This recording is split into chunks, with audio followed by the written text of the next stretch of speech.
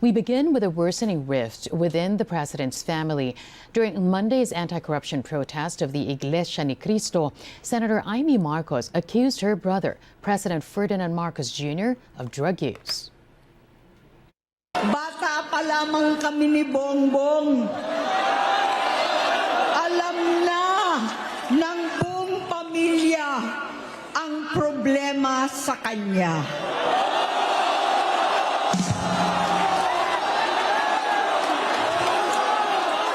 Sa totoo lang, mababasa naman ng lahat ang mga testimonya ng aking ama patungkol sa kanyang ugali at gawain.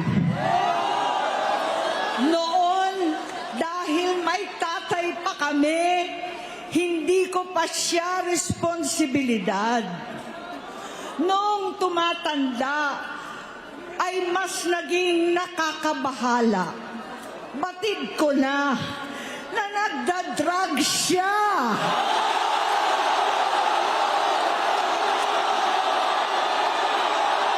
Kinumbinsi ko pa si Bongbong, pakasalan mo na si Lisa. Naisip ko noon, kapag nag-asawa siya, malalagay na sa tahimik at magkakaroon ng direksyon. Ang laki ng pagkakamali ko. Mas lumala ang kanyang pagkalulong sa droga.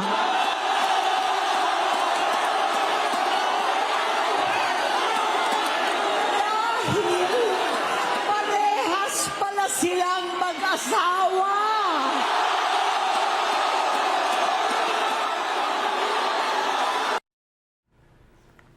Malacanang firing back, calling the senator's accusations a desperate move. Ano ang dahilan ng desperadong galawan ni Senator Imee Marcos laban sa sarili niyang kapatid at pati kay First Lady? Kundi makapanira lamang. Walang basihan. Alam natin kung anong motibo niya.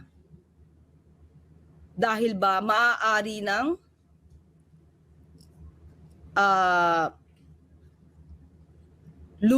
lumarga ang pag-iimbestiga tungkol sa korupsyon at maaaring tamaan na ang kanyang mga kaalyado. Mga kaalyado sa Senado? Hindi ba siya natutuwa na yung kapatid niya mismo, ang Pangulong Marcos Jr., ang nag-umpisa para imbestigahan ang mga maaanomalyang flood control projects na to?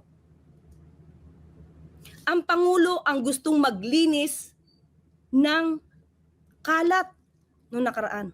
Bakit nagiging hadlang si Senator Imee Marcos? Anong gusto mong patunayan sa mga sinabi mong ganyan? Matagal ng issue to. At napatunayan na to na hindi totoo ang bintang na yan. The president's son, House Majority Leader Sandro Marcos, also denying Senator Marcos's claims, calling his aunt's statement a web of lies aimed at destabilizing government to advance her own political ambitions. Senator Marcos is a staunch supporter of the Dutertes, former allies of the president, who have since become vocal critics of the administration. Well, prior to that fiery speech by Senator Imee Marcos, a cabinet revamp took place after high-ranking palace officials implicated by resigned lawmaker Zaldico in alleged budget insertions resigned. Katrina Domingo reports. Resigned out of delicadeza. This is how Malacanang explained the exit of Executive Secretary Lucas Bersamin, Budget Secretary Amina Pangandaman, and Presidential Legislative Liaison Office Chief Adrian Bersamin from President Ferdinand Marcos Jr.'s cabinet.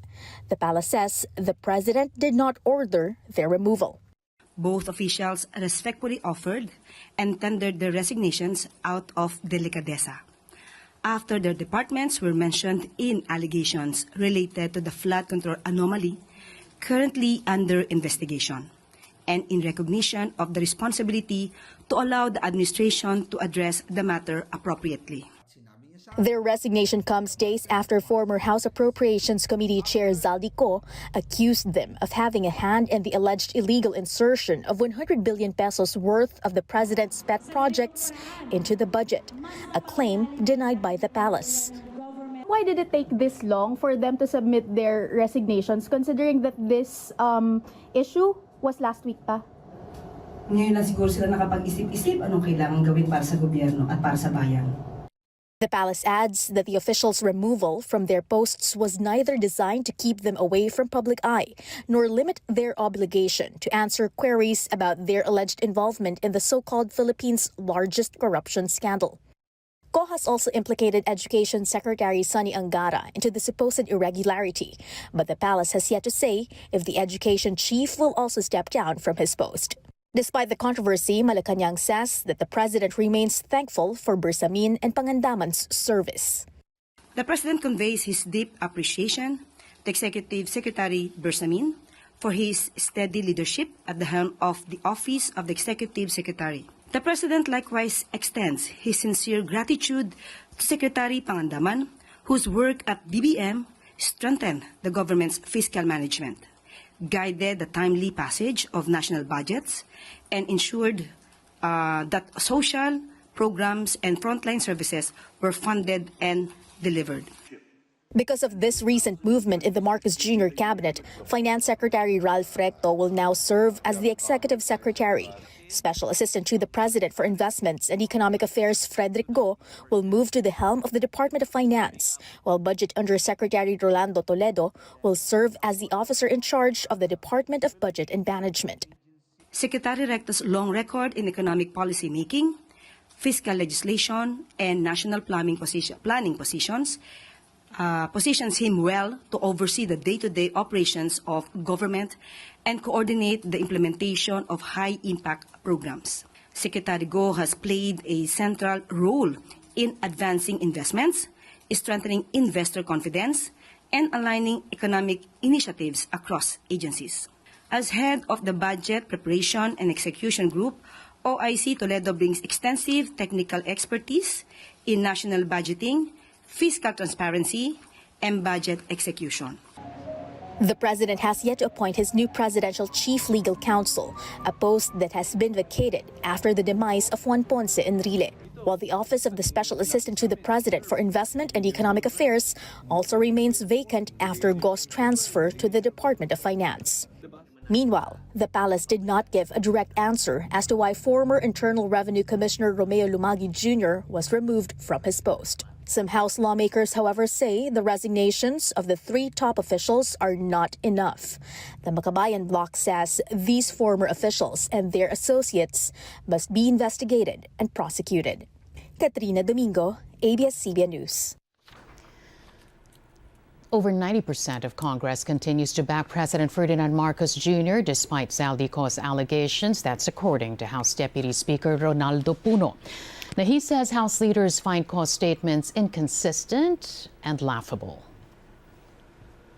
I think the part where they said the president asked for it is completely made up. Whether it was made up by the two people or by Zaldico, I cannot say. But to me, it is illogical, impossible, and ridiculous to think that the president would send emissaries to a committee member in Congress to plead for something. Now, if those two individuals were trying to, turn the head of Zaldico to get something that they want, that's another question. So to me, if the meeting really happened, I think the ICI should really investigate it. Because, if you remove the president from that equation, what are you left with?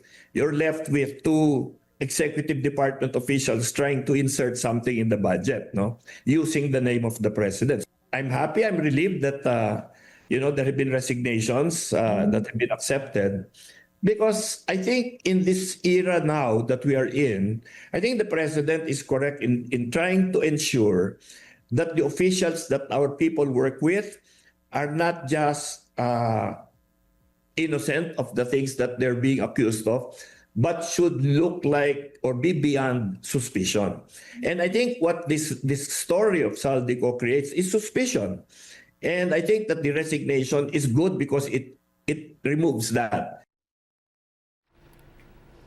Meanwhile, Puno also dismissed accusations by Senator Imee Marcos. The president and some of his family members are involved in the use of illegal drugs. I was Secretary of Interior and Local Government. We needed to conduct anti-drug campaigns and have programs to arrest, drug lords, drug users, and so on and so forth. There are signs. If what she was saying were true, you would see it in the actions of the president, the first lady. Anytime you see them in public, you will notice that. The president goes out every day. Does he look like he's under the influence of anything? If you're trying to destabilize an organization, you try to be as shocking as possible. Why else would she bring up personal issues